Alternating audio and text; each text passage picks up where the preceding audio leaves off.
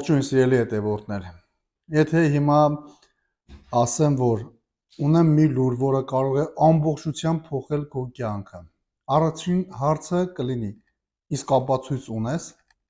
Մենք միշտ ապացույցներ ենք պահանջում ամեն ինչի համար։ Դա լինի բանկից, բժշկից, լրագրողից, դատարանից, բայց մի հետաքրքիր բան է տեղի ունենում։ Շատ մարդիկ հեշտությամբ հավատում են սոցիալական ցանցերում տարածվող լուրերին, կեղծ տեսանյութերին, չստուգված տեղեկություններին, իսկ երբ խոսքը հասնում է Աստծուն, ասում են ես ավելի շատ ապացույց եմ ուզում։ Հովանու առաջին նամակի 5-րդ գլուխը առաքյալը մեզ ասում է զարմանալի ճշմարտություն։ Աստված արդեն տվել է իր վկայությունը, հարցն այն չէ, թե Աստված խոսել է, այլ մենք պատրաստ ենք լսել։ Եվ այս հատվածի վերջում նա ասում է մի նախադասություն, որը բաժանում է ամբողջ մարդկությանը երկու խմբի։ Ով ունի որդուն, ունի կյանքը, ով չունի, Աստծո որդուն, կյանքը չունի։ Սա պարզապես կրոնական արտահայտություն չէ։ Սա կյանքի եւ հավիտենության մասին ամենակարևոր հայտարարություններից մեկն է։ Եթե ընդունում ենք մարդկանց վկայությունը, Աստծո վկայությունը անշուշտ ավելի մեծ է։ Այս է Աստծո վկայությունը, այն, որ նա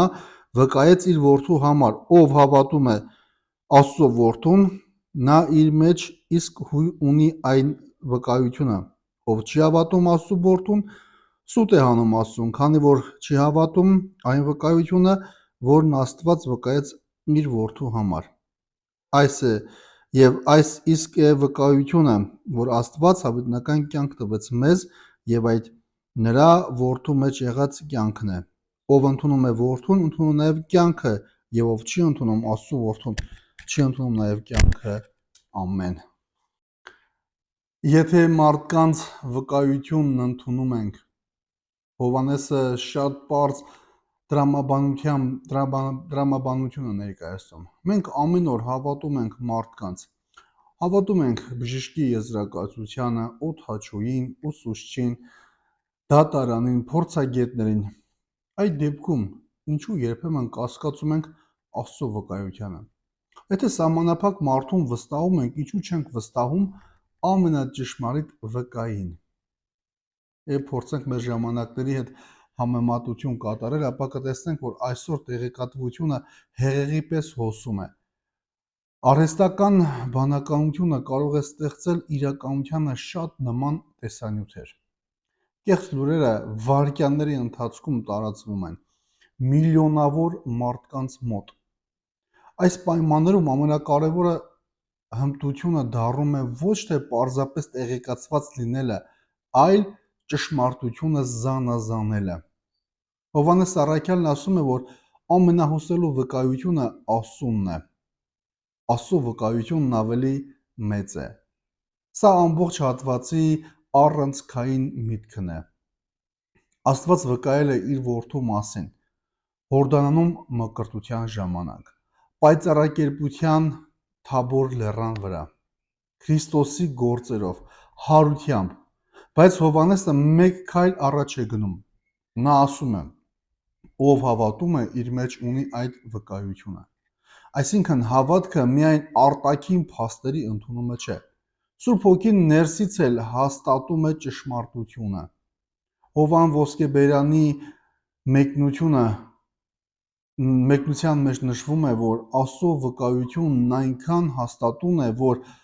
անհավատությունը հաճախ ապացույցների պակասից չէ, այլ սրտի փակ լինելուց։ Ով չի հավատում Աստծուն, ստախոս է դարձնում։ Սա շատ կտրուկ արտահայտություն է։ Հովհաննեսը չի փորձում վիրավորել, նա ցույց է տալիս անհավատության իրական էությունը։ Եթե Աստված խոսել է, բայց ես ասում եմ, ես չեմ հավատում քեզ, ապա փաստորեն մերժում եմ նրա ճշմարտացիությունը։ Հավատքը պարզապես կարծիք չէ, այն վստահության պատասխանն է Աստծո խոսքին։ Ինքներս մեզ հարց տանք. ի՞նչն է ավելի շատ ձևավորում իմ մտածողությունը՝ Աստծո խոսքը, թե աշխարհի անվերջ աղմուկը։ Սուրբ Օգոստոս Երանելին ասում է. հավատքը չի վերացնում հարցերը, բայց այն սովորեցնում է վստահել նրան, ով երբեք չի խաբում։ Աստված մեզ հավիտենական կյանք տվեց։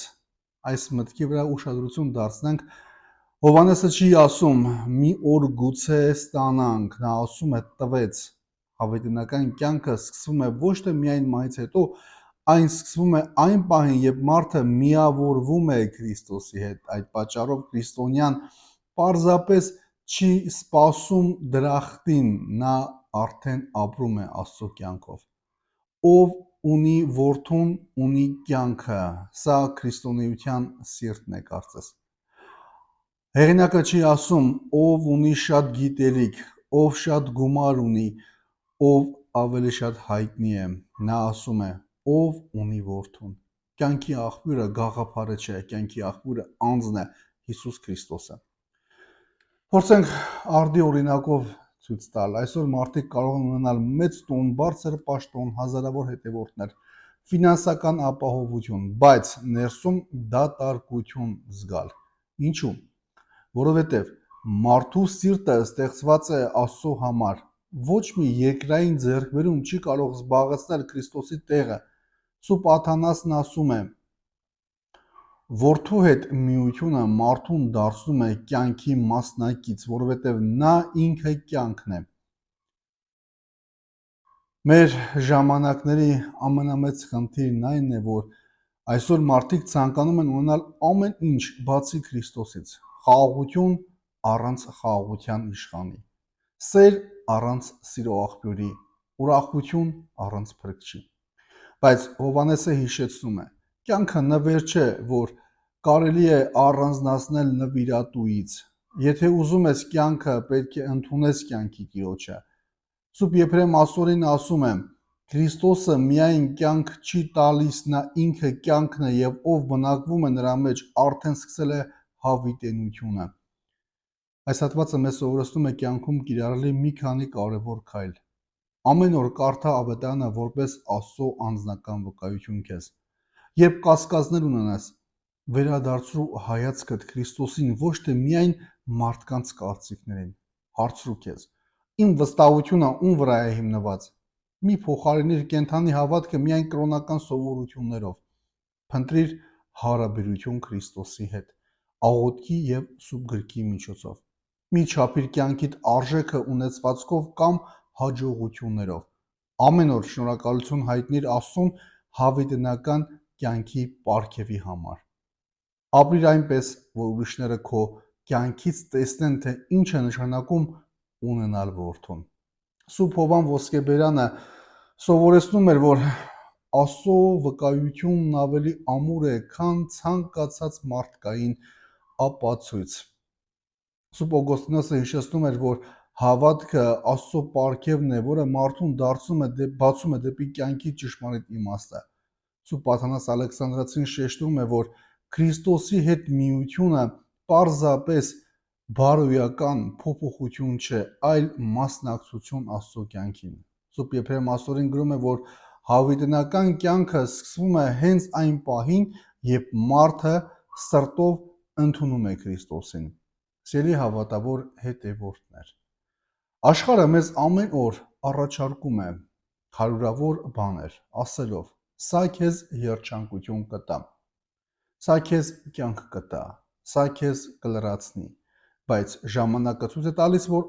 այդ ամենը ժամանակավոր են։ Հովհաննեսը մեզ տալիս է շատ պարզ, բայց վճռական պատասխան. ով ունի որդուն, ունի կյանքը։ Այսօր հարցը միայն այն չէ, հավատում ես Աստծո գոյությանը, հարցն ավելի խորն է. արդյոք Քրիստոսը բնակվում է քո կյանքում։ Եթե այո, ապա նույնիսկ դժվարությունների մեջ կարող ես ունենալ խաղաղություն, նույնիսկ կորուստների մեջ հույս ունենալ, նույնիսկ ցավի մեջ իմաստ, որովհետև կյանքիդ հիմքը հանգամանքները չեն, այլ կենդանի Քրիստոսը։ Ուրեմն մի բավարարվիր միայն Աստծո մասին լսելով, ընդունիր նրա որդուն,